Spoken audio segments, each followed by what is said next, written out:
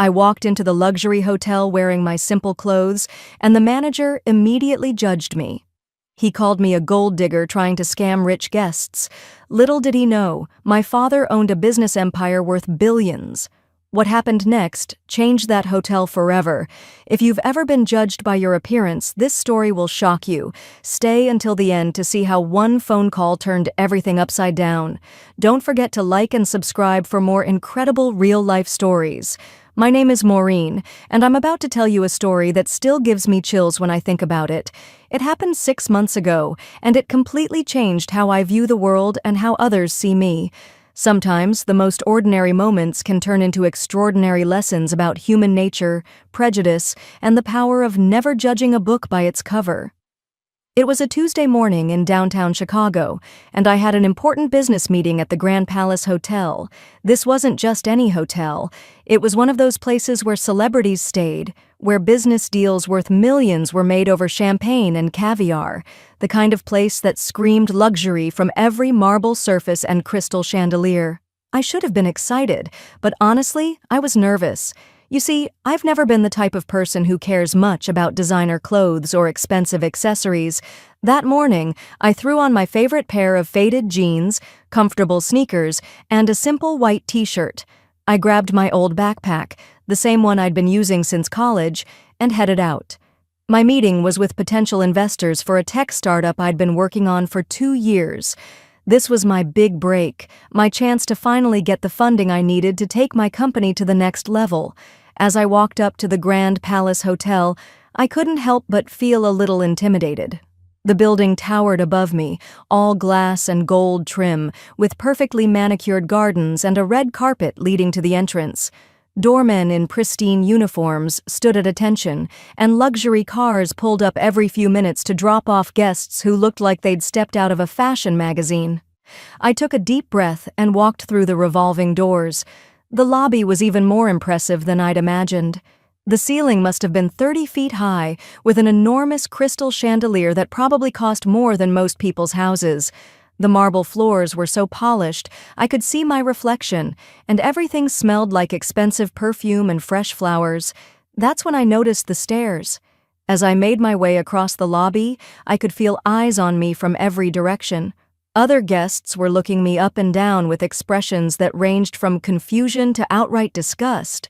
I heard whispers and saw people nudging their companions, clearly wondering what someone like me was doing in a place like this. My cheeks burned with embarrassment, but I kept walking. I had every right to be there. I approached the front desk, where 2 women in crisp black suits were stationed behind a marble counter that looked like it belonged in a palace. The nameplate of the woman closest to me read, Patricia. She was probably in her 30s, with her hair pulled back in a perfect bun and makeup that looked professionally applied. When she looked up at me, her smile immediately faded. "Can I help you?" she asked, her tone suggesting that helping me was the last thing she wanted to do. There was something cold in her voice, something that made it clear she'd already decided I didn't belong there. "Yes, I'm here for a meeting," I said, trying to keep my voice steady and professional. "I need to know which conference room the Henderson Group is using today." Patricia exchanged a look with her colleague, and I saw her eyebrows raise slightly. "The Henderson Group?" she repeated, as if I'd just claimed to be meeting with aliens. "Are you sure you have the right hotel?" I felt my face flush. "Yes, I'm sure. I have the confirmation email right here." I started to reach for my phone, but Patricia held up a hand to stop me. "Ma'am, I'm going to need to ask you a few questions," she said, her voice getting louder. I noticed that other people in the lobby were starting to pay attention to our conversation. "What exactly is the nature of your business with the Henderson Group?" I couldn't believe what was happening. "I'm sorry, but I don't think that's any of your business," I replied, trying to maintain my composure. "I just need to know where the conference room is." That's when Patricia's colleague leaned over and whispered something in her ear. Both women looked at me with expressions that made my stomach turn. It was like they were looking at something disgusting they'd found on the bottom of their shoes. "I see," Patricia said, nodding slowly. "Ma'am, we get a lot of people coming in here trying to meet with our high-end guests. People who aren't exactly what they claim to be. The implication in her voice was clear, and it hit me like a slap in the face. She thought I was some kind of scammer or worse. The humiliation was overwhelming, but before I could respond, I heard heavy footsteps approaching from behind. "Is there a problem here?" The voice was deep and authoritative, with the kind of tone that demanded immediate attention. I turned around to see a tall man in an expensive suit walking toward us. His nameplate identified him as Kyle Morrison, hotel manager. He was probably in his late 40s, with graying hair and the kind of confident swagger that comes from years of being in charge. "Mr. Morrison," Patricia said, relief evident in her voice, "we have a situation here.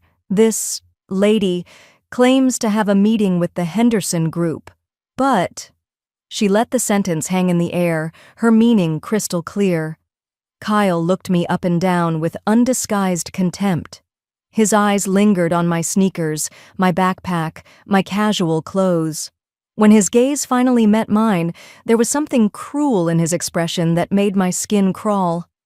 "Ma'am," he said, his voice dripping with fake politeness, "I think there's been some kind of misunderstanding.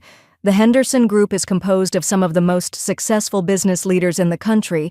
They don't typically meet with people like you, people like me." The words stung more than I could have imagined. I felt tears threatening to well up in my eyes, but I refused to let them fall. Not here, not in front of these people. "I understand how this might look," I said, my voice shaking slightly, "but I really do have a legitimate meeting. If you could just check your system or call the conference room?" Kyle cut me off with a harsh laugh. "Listen, sweetheart, I've been in this business for 20 years. I know a gold digger when I see one." The words came out loud enough for half the lobby to hear, and I felt every eye in the place turn toward us. "You're probably some small-town girl who thinks she can come to the big city and trick some rich businessman into giving you money." The lobby had gone completely quiet. Even the soft classical music playing in the background seemed to fade away. I was standing in the middle of one of Chicago's most prestigious hotels, being publicly humiliated by the manager, and there wasn't a single person coming to my defense. "You're making a mistake," I said, my voice barely above a whisper. But Kyle wasn't finished. "The only mistake here would be letting you waste these important people's time," he continued, stepping closer to me. "I don't know what kind of sob story you've cooked up or what kind of scam you're trying to pull, but it's not going to work. Not in my hotel." My heart was pounding so hard I could hear it in my ears. The shame and anger were building up inside me like a pressure cooker about to explode, but I forced myself to stay calm. I forced myself to think. "Mr. Morrison," I said, looking him directly in the eyes, "I really think you should reconsider how you're handling this situation. You're about to make a very serious mistake." But Kyle just smirked. "Is that a threat? Are you threatening me now?" He turned to address the growing crowd of onlookers. "Ladies and gentlemen, we have someone here who's trying to intimidate hotel staff because we won't let her run her little con game." That was it. That was the moment I'd had enough. I reached into my backpack and pulled out my phone. Kyle saw me and laughed again. "What are you going to do? Call the police? Tell them we won't let you scam our guests?" His confidence was absolutely unshakable. He genuinely believed he was in the right, that he was protecting his precious hotel from some kind of criminal. I didn't answer him. Instead, I scrolled through my contacts until I found the name I was looking for, Dad. I hit the call button and waited. It rang once, twice, and then I heard the familiar voice that had been comforting me my entire life. "Maureen? Honey, what's wrong? You sound upset." I took a deep breath. "Dad, I'm at the Grand Palace Hotel in Chicago, and I need your help." Kyle was still smirking, probably thinking I was calling some friend to come pick me up. He had no idea what was about to happen. None of them did. "The Grand Palace?" My father's voice changed immediately, becoming sharp and focused. "What's happening there?" "The hotel manager is refusing to let me attend my meeting. He's accused me of being a gold digger and publicly humiliated me in front of the entire lobby." I kept my voice calm and clear, making sure Kyle could hear every word. There was a pause on the other end of the line. When my father spoke again, his voice was ice cold. "Put him on the phone." "I don't think he wants to talk to you, Dad," I said, loud enough for Kyle to hear. Kyle's smirk faltered slightly. "Who exactly does she think she's calling?" he asked Patricia, but his voice had lost some of its earlier confidence. "Dad, his name is Kyle Morrison, and he's the hotel manager," I continued. "He seems to think he knows everything about everyone who walks into this hotel." I could hear my father typing on his computer in the background. "Kyle Morrison. Yes, I see. He's been with the company for 8 years. Well, he won't be for much longer." That's when Kyle's phone started ringing. The sound was sharp and urgent, cutting through the tension in the lobby like a knife. Kyle looked at his phone screen, and I saw his face go pale. The call was coming from corporate headquarters. I need to take this," Kyle stammered, suddenly looking very uncertain. He answered the phone, stepping a few feet away, but in the marble lobby his voice carried clearly. "Morrison speaking?" "Yes, sir." "What?" "No, there must be some mistake. Yes, she's here, but I don't understand. Sir, if you could just explain." I watched as Kyle's face went through a series of changes. Confusion, disbelief, and then pure terror. His hand was shaking as he held the phone to his ear. "Yes, sir. I understand. Right away, sir." He hung up the phone and stood there for a moment, staring at it like it was going to bite him. Then he looked up at me, and I saw something in his eyes that hadn't been there before. Fear. But the phone calls weren't over. Patricia's phone rang next, then the assistant manager's. Within minutes, it seemed like every employee in the lobby was receiving urgent calls from different levels of corporate management. The panic was spreading through the hotel staff like wildfire. I was still standing in the same spot, holding my phone, but now, instead of stares of disgust, I was getting looks of confusion and growing concern from the hotel employees. Kyle approached me slowly, like he was walking toward a dangerous animal. "Ma'am?" he said, his voice completely different now. "There seems to have been a misunderstanding." "Oh, I don't think there's been any misunderstanding at all," I replied calmly. "I think everything has been very clear. You judged me based on my appearance, accused me of being a criminal, and publicly humiliated me. The only question now is what happens next." Before Kyle could respond, the elevator doors opened, and a man in an expensive suit came rushing out. I recognized him immediately. It was Jonathan Walsh, the regional director for the entire hotel chain. I'd seen his picture in business magazines. He was practically running across the lobby, his face flushed and panicked. "Ms. Harrison," he called out as he approached. "Ms. Harrison, I cannot begin to apologize for what has happened here today." The use of my last name sent a visible shock through Kyle and the other employees. Harrison, as in Harrison Industries, as in the Harrison family that owned the largest hotel chain in North America. Jonathan reached us and immediately extended his hand to me. "Ma'am, I am so incredibly sorry. This is completely unacceptable, and I assure you that immediate action will be taken." Kyle was standing behind Jonathan, and I could see the exact moment when everything clicked into place. His face went white, then green, and I thought for a second he might actually faint. He'd just spent the last 20 minutes humiliating and insulting the daughter of the man who owned the entire hotel chain, the daughter of his boss's boss's boss. "Mr. Walsh," I said, shaking his hand, "I appreciate you coming down here, but I think the damage has already been done." Jonathan turned around and looked at Kyle with an expression I wouldn't wish on my worst enemy. "Mr. Morrison, my office. Now." Then he looked at the other employees who had been involved. "All of you, this is completely unacceptable." But Kyle wasn't moving. He was just standing there, staring at me like he was seeing a ghost. You're really..." He couldn't seem to finish the sentence. "I'm really the daughter of the man who owns this hotel chain," I finished for him. "I'm really the person you just accused of being a gold digger. I'm really the person you publicly humiliated in front of all these people." The lobby was completely silent now. Even the guests were watching, sensing that something major was happening. Kyle opened his mouth to say something, then closed it again. What could he possibly say? That's when the main doors opened and my father walked in. At 62, James Harrison was still an imposing figure. Tall, distinguished, with silver hair and the kind of presence that commanded respect wherever he went. He was wearing one of his perfectly tailored suits, and his face wore an expression I'd seen only a few times in my life, when someone had made a very serious mistake that affected his family. The entire lobby seemed to hold its breath as he walked across the marble floor. His footsteps echoed in the silence, and I could see people whispering to each other, trying to figure out who he was. Some of them clearly recognized him from business magazines or news programs. He walked straight up to me and put his arm around my shoulders. "Are you okay, sweetheart?" he asked, his voice gentle but his eyes blazing with anger. "I'm fine now, Dad," I said, and I meant it. Having him there made me feel safe and protected in a way I hadn't felt since this whole nightmare started.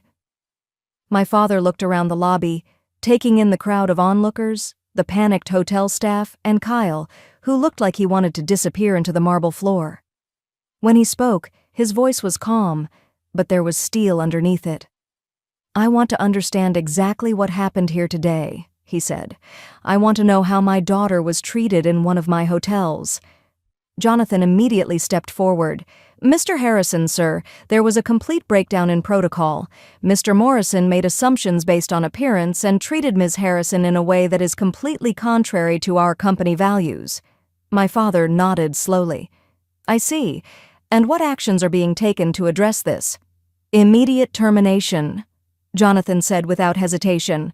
"Mr. Morrison's employment is being terminated effective immediately, along with any other staff members who participated in this incident." Kyle finally found his voice. "Mr. Harrison, sir, I didn't know. If I had known who she was—" My father held up a hand to stop him. "That's exactly the problem, Mr. Morrison. You didn't treat my daughter poorly because you didn't know who she was. You treated her poorly because of how she was dressed. You made assumptions about her character, her intentions, and her worth as a human being based on nothing more than her appearance." The words hung in the air like a judgment. Kyle's face was bright red, and I could see sweat beading on his forehead. "The fact that she happens to be my daughter is irrelevant," my father continued. "Every person who walks into this hotel deserves to be treated with respect and dignity, regardless of how they're dressed or what kind of car they arrived in. That's not just good business. It's basic human decency." I felt a swell of pride listening to my father speak. This wasn't about family loyalty or protecting his business interests. This was about standing up for what was right. "Security will escort you out," Jonathan said to Kyle. "Your personal belongings will be packed and sent to you." Kyle looked around desperately, as if searching for someone who might help him, but there was no one. The other employees were all looking away, probably worried about their own jobs. The guests were watching with a mixture of fascination and discomfort. As security approached to escort Kyle out, he turned back to me one last time. "I'm sorry," he said, and for the first time he sounded genuine. "I'm truly sorry. I was wrong." I looked at him for a long moment. The anger was still there, but it was fading, replaced by something more like pity. "I hope you learned something from this," I said finally. "I hope next time you'll think twice before judging someone based on how they look." Kyle nodded and walked away with security, his head hanging low. I watched him go, feeling a complex mix of emotions. Justice, relief, sadness, and something else, a recognition that this moment would change both of us forever. Jonathan turned back to my father and me. "Mr. Harrison, I want to assure you that this will never happen again. We're going to implement immediate changes, additional training for all staff, new protocols for guest interactions, and a complete review of our customer service standards." My father nodded approvingly. "See that you do. And Jonathan, I want a full report on my desk by tomorrow morning detailing exactly how this happened and what steps are being taken to prevent it from happening again." "Yes, sir. Absolutely." The crowd in the lobby was starting to disperse, but I could still feel eyes on us.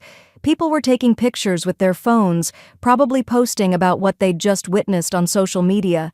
By tomorrow, this story would probably be all over the internet. Now, my father said, his voice returning to its normal, warmer tone, I believe you had a meeting? I looked at my watch. Incredibly, despite everything that had happened, I was still on time. Yes, with the Henderson Group. They're probably wondering where I am. Jonathan immediately sprang into action. Of course! The Henderson Group is in Conference Room A on the mezzanine level. I'll personally escort you there and explain any delay. As we walked toward the elevator, I felt my father's hand on my shoulder.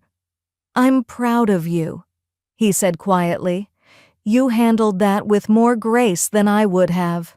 Thanks, Dad, and thank you for coming. You didn't have to. Of course I did.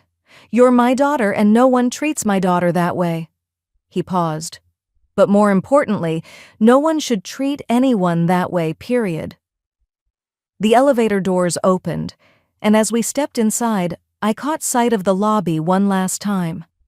It looked the same marble floors, the same crystal chandelier, the same luxury and elegance.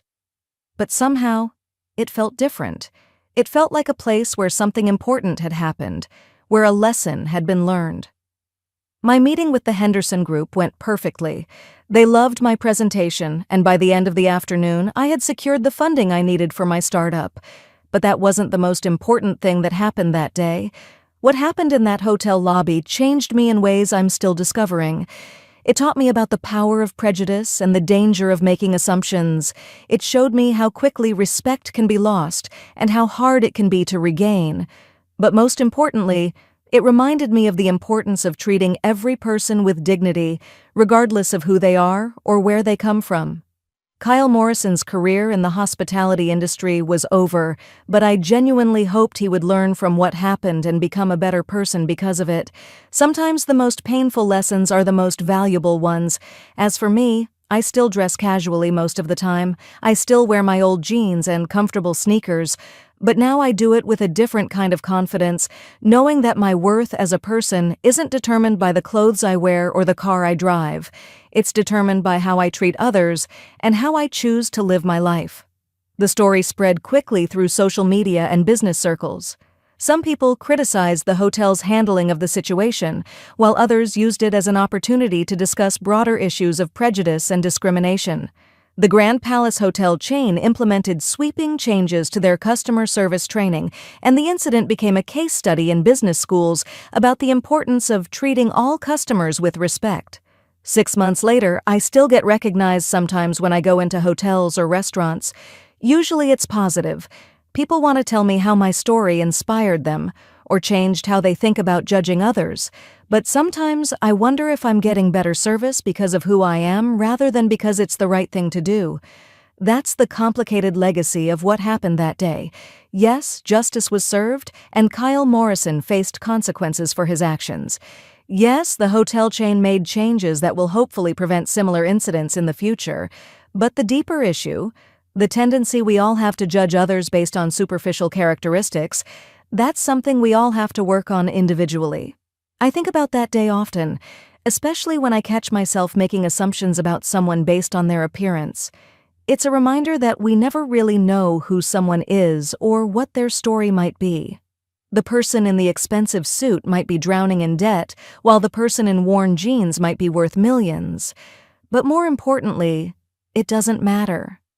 Every person deserves to be treated with respect and kindness, not because of what they might be worth, but because they're human. Never judge someone by their appearance. You never know who they really are. If this story taught you something valuable, smash that like button and subscribe for more amazing stories. Share this with someone who needs to hear it. What would you have done in Maureen's situation? Let me know in the comments below.